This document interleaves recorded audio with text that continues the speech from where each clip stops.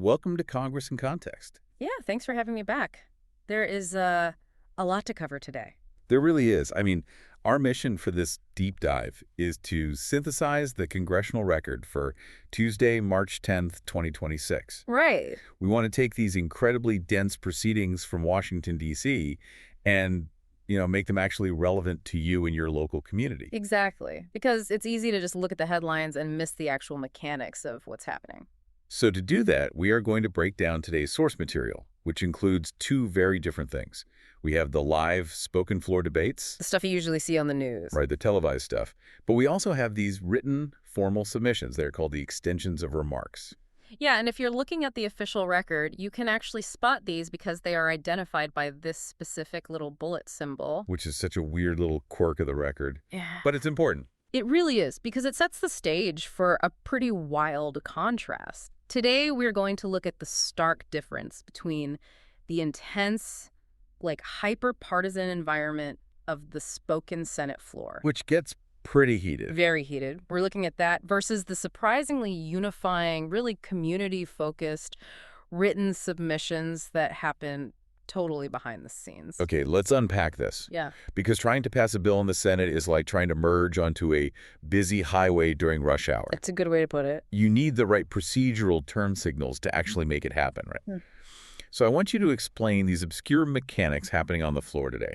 Because I was reading the record, and Senator Chuck Schumer from New York says, I suggest the absence of a quorum. Right. And then a bit later, Senator John Thune from South Dakota asks to rescind it. I always thought a quorum call was just attendance, but it really doesn't seem like attendance here. Yeah, it's not really attendance. A quorum call is often a procedural timeout. Timeout. Exactly. The Senate rules say they need a majority, a quorum, to do business.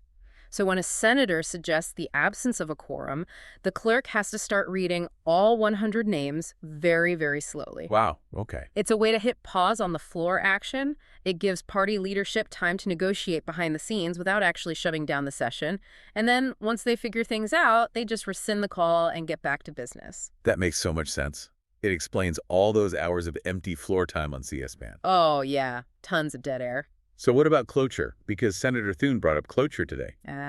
Cloture. So cloture is the procedure used to end debate. It's basically the tool they use to prevent a filibuster. Which is when a senator just talks endlessly to delay a vote. Right. Cloture forces an end to that debate, but you need 60 votes to invoke it. 60 votes. That is a huge hurdle in a divided Senate. It is massive. But wait, today they invoked cloture on H.R. 66644, the Housing for the 21st Century Act. And it passed by an overwhelming 89-9 vote. Yeah, which is practically unheard of for a major bill. How do you get 89 senators to agree on housing?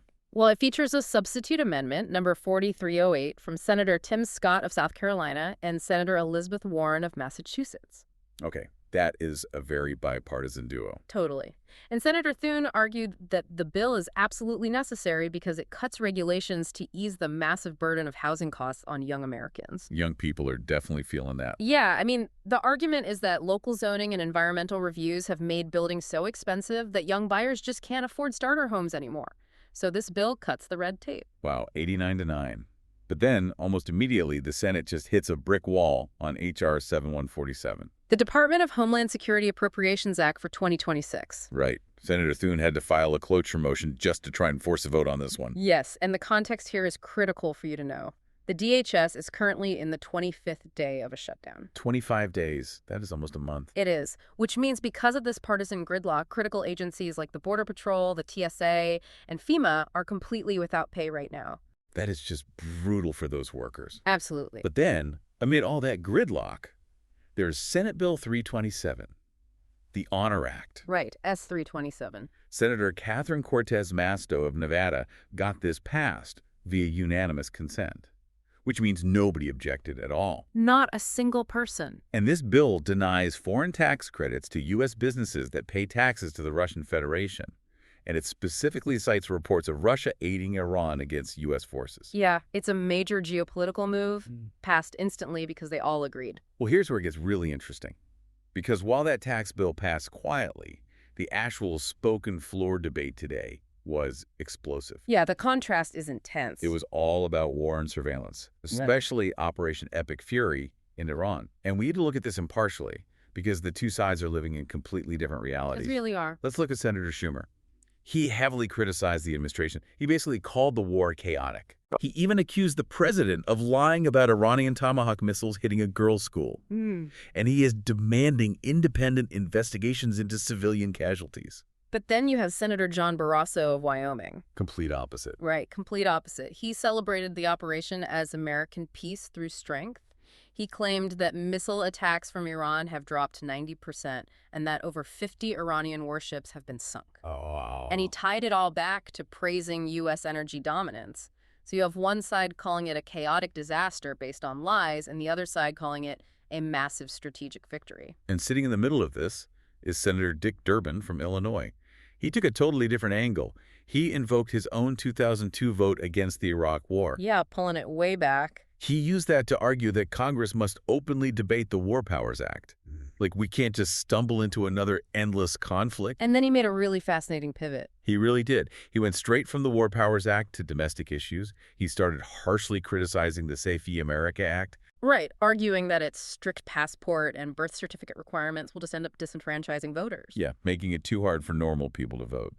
And then he pivots again to warn about an explosion of crypto ATM fraud targeting seniors. Which is a huge issue. Scammers are draining millions from seniors through these machines. It's terrifying.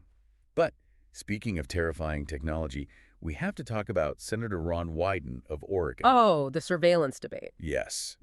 He fiercely opposed the nomination of Lieutenant General Joshua M. Rudd to lead the NSA and Cyber Command. Wyden's argument was basically that General Rudd lacks a constitutional understanding of FISA, Section 702. And Section 702 is what allows them to monitor foreign targets, right? Exactly. But it sweeps up American data, too. Yeah. And Wyden criticized the government for outright buying Americans' location and web data from, he called them sleazy data brokers. Sleazy data brokers. Yeah. So they just bypass getting a warrant and just buy our cell phone data. That's the loophole Wyden was pointing out. But despite his objections, the mechanics of the Senate rolled right over him. General Rudd was confirmed by a vote of 71 to 29. Which just shows you can have a great constitutional argument, but the votes are what matter. Yeah, the math always wins. Okay, we can't leave the floor debate without talking about the wild card speech of the day. Senator Kennedy. Senator John Kennedy of Louisiana. He was up there defending the Iran intervention, but then he takes this highly specific detour to analyze the nutritional content of a Starbucks caramel macchiato. I mean, you can't make this up. He pointed out that it has 310 calories, 42 grams of sugar, and over 10 ingredients. He was trying to advocate for health awareness and metabolism, I guess. Yeah, tying it into the healthcare debate. But then he just whips right back around and fiercely criticizes the UK Prime Minister over the potential transfer of the Diego Garcia military base. From coffee sugar straight to Indian Ocean military bases. That's giving me whiplash just reading it. Well, if we connect this to the bigger picture, it actually makes a lot of sense. The spoken floor debate is mostly about performative conflict. It's war, surveillance, government shutdowns, and caramel macchiatos. Right. But then you look at those extensions of remarks, the written submissions, and it reveals a completely different Congress, one that is intimately connected to local communities. It really is a totally different vibe. And I want to make sure you hear exactly how these read, because they are so specific to local regions. Clear them. Okay, so while not spoken on the floor, Senator Joni Ernst submitted a statement emphasizing the Grant Ranch Grub and Pub in Sigourney, Iowa. A pub. Yeah, she highlighted how Danette Meyer reopened it during the pandemic, and it shows the resilience of small-town hospitality and local job creation. That is amazing. It's so hyper-local. And it continues. While not spoken on the floor, Senator Roger Marshall submitted a statement emphasizing the Council Grove Republican in Kansas. A local paper? Exactly. He celebrated it as the daily newspaper of the smallest American town, with a population of about 2,200, to maintain its own daily paper since 1872. Wow. 1872. That is incredible given how journalism is struggling. Right. And it's not just businesses. While not spoken on the floor, Senator Lisa Blunt Rochester submitted a statement emphasizing Penrose Hollins in Delaware. Honoring his public service, right? Yeah, she honored him with the Order of the First State for his 35 years of service on the Newcastle County Council and his trailblazing work for racial equality. It's just a completely different reality from the screaming on the floor. Totally. And down south, while not spoken on the floor, Senator Bill Cassidy submitted a statement emphasizing Dr. Joe S. Green. They call him the Bayou Bishop in Louisiana. The Bayou Bishop. I love that. He served in the 82nd Airborne Division before founding ministries to provide affordable housing to Louisiana families. See, that is exactly my point. On the floor, they're arguing about a massive housing bill, H.R. 6644. But in the written record, they are actually honoring the local people providing that housing on the ground. Exactly. And the last one is up in New England. While not spoken on the floor, Senator Jeanne Shaheen submitted a statement emphasizing Donnelly Loiseau in New Hampshire. She was former mayor, right? Yeah, former Nashua mayor and CEO of the Community Action Partnership. Shaheen honored her life's work supporting vulnerable Granite Staters. These written submissions, whether it's a pub in Iowa or a community leader in New Hampshire, they anchor this massive federal apparatus to the actual people living in these states. So what does this all mean? I mean, we look at a single day in Congress, and it contains the mechanics of a multi-billion-dollar housing bill, these furious debates over global wars and constitutional rights, and then quiet, enduring written tributes to everyday citizens. It definitely leaves you with a provocative thought to mull over. Which is? Well, if the quiet written record reflects the everyday realities and the unities of local constituents, far better than the loud, televised floor debates. Does the structure of our political media basically prioritize performative conflict over actual community connection? Oof. That is a fantastic question. Because we only ever see the yelling. We never see the tributes to the Bayou Bishop on cable news. Never. Because unity doesn't drive ratings. Well, that is definitely something for you to explore on your own.